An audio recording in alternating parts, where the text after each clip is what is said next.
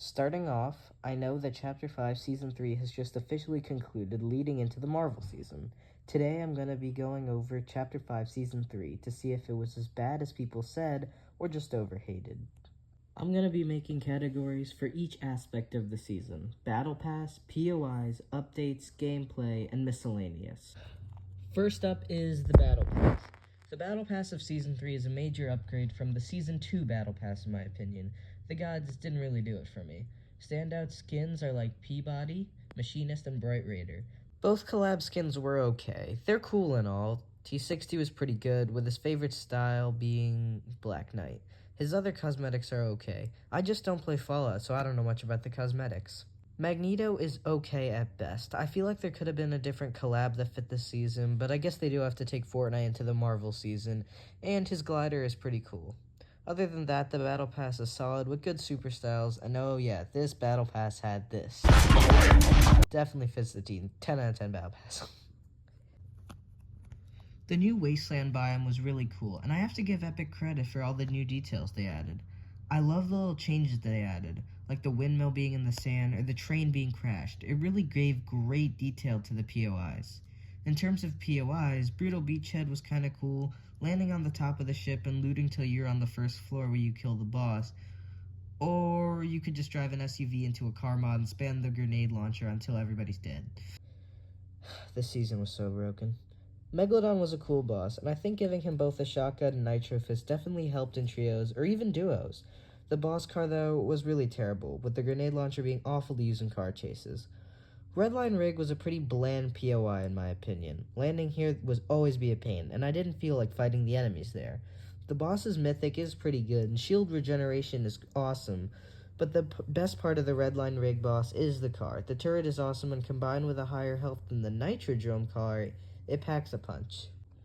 Nitrodrome! It's a great. The main gimmick of the POI is that you land and you're supposed to fight in the cars as the timer goes down to fight the boss, almost like an arena.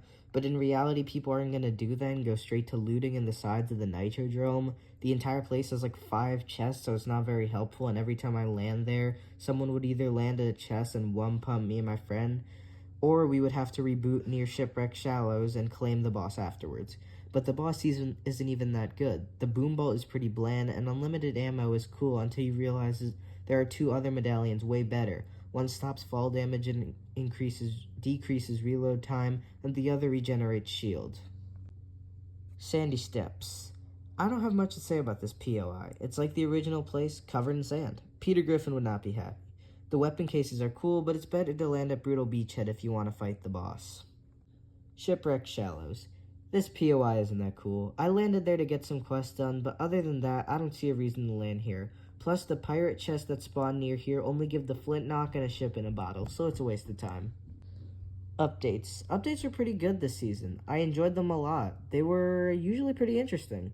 The first update was kind of lame, with Helios Lake being more dry and more rift beacons, but the Boogie Bomb was unvaulted, because when everyone wanted EMPs and anvils back, they decided to add Boogie Bombs, which is definitely what everyone was asking for.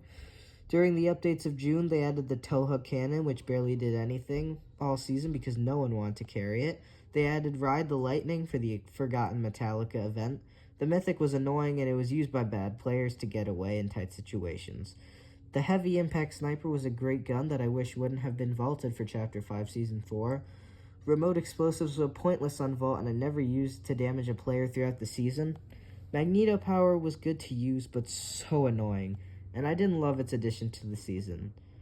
Med Mist was such a pointless on vault because you can move with medkits and shield pots, and the minigun being added a week before the season was so lame. Reload was also added, which made this season so much better. I love that it was a smaller OG Fortnite map with a COD Warzone style. It definitely kept me playing more throughout the season, and eventually I started playing it more than Battle Royale. The free rewards that seasons were very cool, with a car being included as well as some of the free rewards from Reload and that really mid-summer update. Gameplay. The gameplay of this season was so chaotic. The trailer really wasn't making things over dramatic when they showed cars blowing up and shit happening everywhere. It was really like that.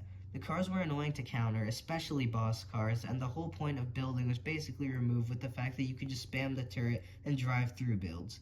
Towards the end of the season, it got very formulaic, and you always had to carry Nitro Fists if you wanted to win. Miscellaneous. The Pirates of the Caribbean update was very random and didn't really fit the theme of the Wasteland, but because Disney basically owns Fortnite, they have to create this collab. I don't think the collab was bad by any means, it just didn't fit the whole theme of the season.